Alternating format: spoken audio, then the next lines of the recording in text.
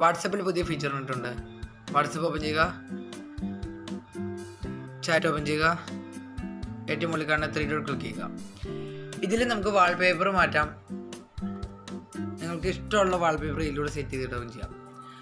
അതിന് wallpaper open ചെയ്യുക, change click ചെയ്യുക.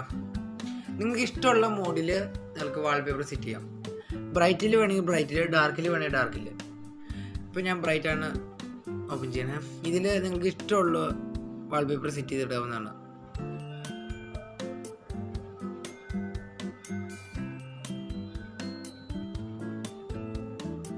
ഏതെങ്കിലും ഒരു വാൾപേപ്പർ സെലക്ട് ചെയ്യുക,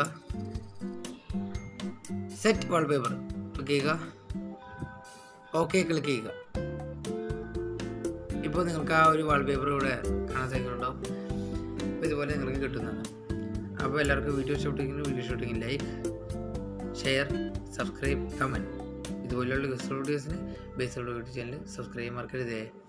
ഓക്കെ, താങ്ക് ഫോർ വാച്ചിങ്.